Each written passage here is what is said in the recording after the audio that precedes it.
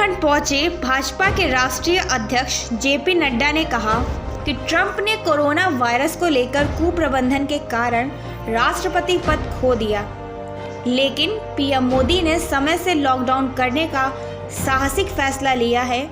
इतना ही नहीं, अमेरिका अभी भी स्वास्थ्य बनाम अर्थव्यवस्था के मुद्दे पर अनिर्णायक बना हुआ है। अमेरिका का चुनाव ही तो कोविड के मैनेजमेंट और मिसमैनेजमेंट पर हो गया। ट्रंप को सत्ता गंवानी पड़ गई, राष्ट्रपति का पद खोना पड़ गया इस कोविड मैनेजमेंट के मिसमैनेजमेंट के विषय को लेकर के।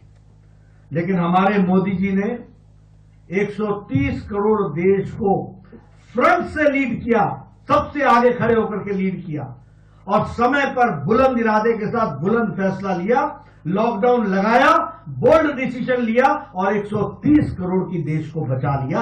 ये हमको ध्यान रखना है मित्रों, ये छोटी घटना नहीं है। ये सही नेता और सही पार्टी के कारण होता है। आज भी अमेरिका जानता नहीं है कि जान महत्वपूर्ण था या जहान महत्वपूर्ण था। आज भी वो फैसला नहीं कर पाए कि हेल्थ इशू है कि इकोनॉमिक इशू है। लेकिन प्रधानमंत्री मोदी जी ने कहा जान है तो जहान है और इसलिए लॉकडाउन लगाया। आज के इस वर्चुअल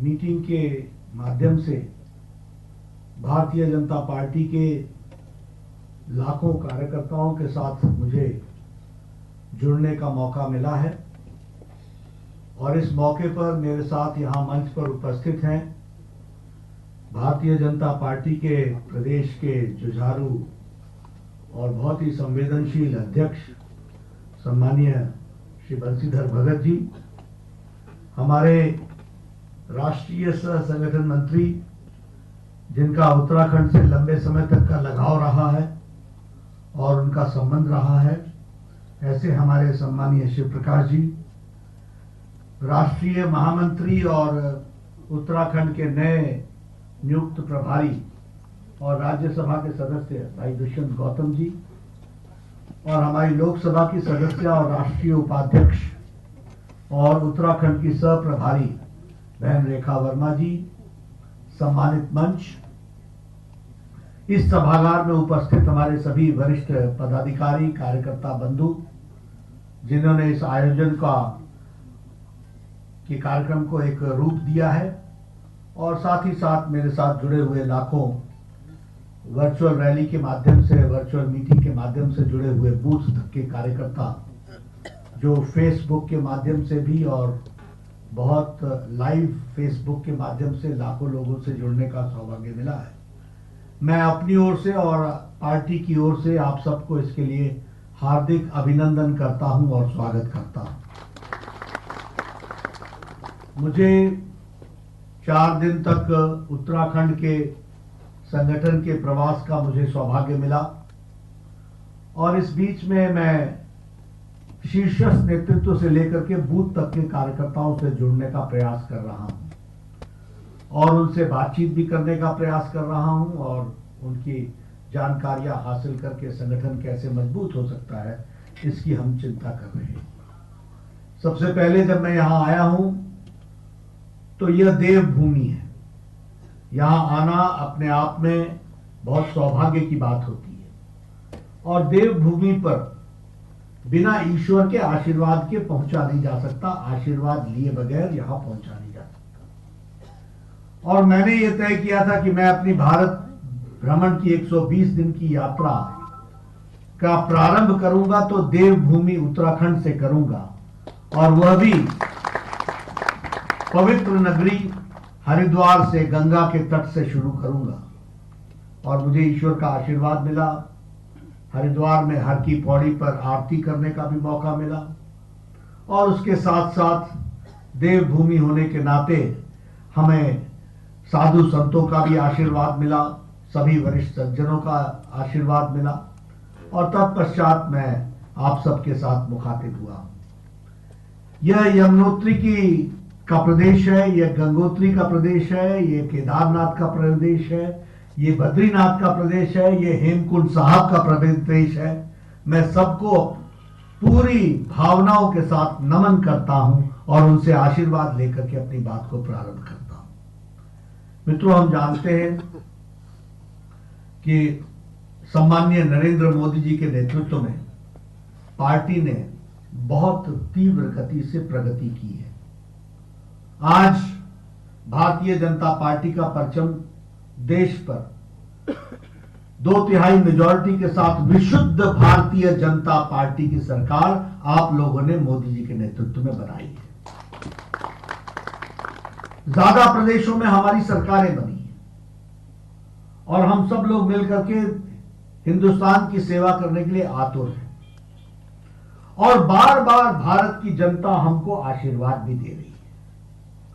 अभी अभी बिहार के चुनाव हुए और बिहार के चुनाव में हालांकि हम मिलजुल करके चुनाव लड़े थे, लेकिन सबसे ज्यादा स्ट्राइक रेट 67% बिहार में मिला तो वो कमल को, भारतीय जनता पार्टी को मिला।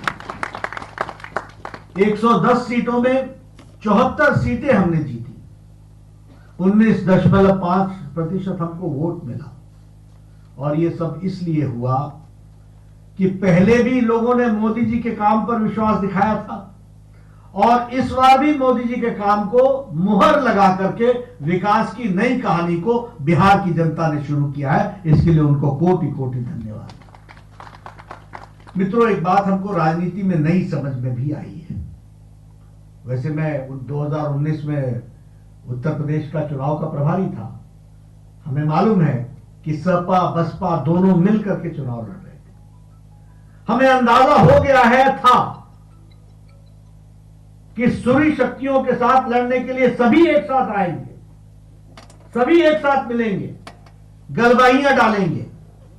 लेकिन आपके आशीर्वाद से मोदी जी के नेतृत्व में हम सबको परास्त करके आगे बढ़ेंगे और ईश्वर का आशीर्वाद मिलेगा। इसको हमको ध्यान में रखना चाहिए। बिहार में क्या हुआ? एक तरफ पुराना गुंडा राज, एक तरफ जंगल राज, उसके साथ साथ मार्क्सिस्ट लेनिनिस्ट पार्टी का संबंध, जिसको हम कह सकते हैं कि एक बहुत ही लीथल कॉम्बिनेशन बना। एक तो अराजकता और ऊपर से विध्वंसकारी लोग और ऊपर से राष्ट्र के प्रति अब समर्पण न रखने वाले कांग्रेस पार्टी के लोग, ये तीनों का मिलन हुआ। और मैं बड़ी जिम्मेवारी के साथ कह रहा हूं कि कांग्रेस पार्टी आज मोदी जी का विरोध करते करते एंड नेशन के साथ भी कॉम्प्रोमाइज करने लगी है। राष्ट्रीय हितों को भी दरकिनार रख करके पार्टी के इंटरेस्ट को सामने रख रहे हैं। ये तीनों एक साथ मिले, लेकिन उसके बावजूद भी कमल का निशान खिला और बिहार में भारतीय जनता पार्टी की सरकार जदयू के साथ, नीतीश कुमार के साथ बनी। यह हमको ध्यान रखना चाहिए। इतना ही नहीं हुआ, हमने चुनाव गुजरात की 8 की 8 सीटें जीत ली। हमने चुनाव कर्नाटक में 2 की 2 सीटें बाई इलेक्शन जीत लिया।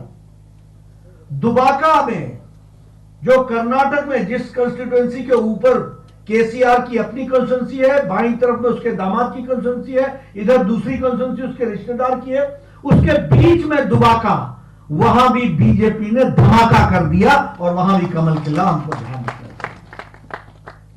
हमने चुनाव उत्तर प्रदेश में जीते, 7 में से 6 सीटें जीत ली। हमने चुनाव मध्य प्रदेश में जीता, 28 में से 21 सीटें जीत ली। कमलनाथ कहता था कि अब देखेंगे, अब देखेंगे, अब देखेंगे। जनता ने उनको पछाड़ दिया।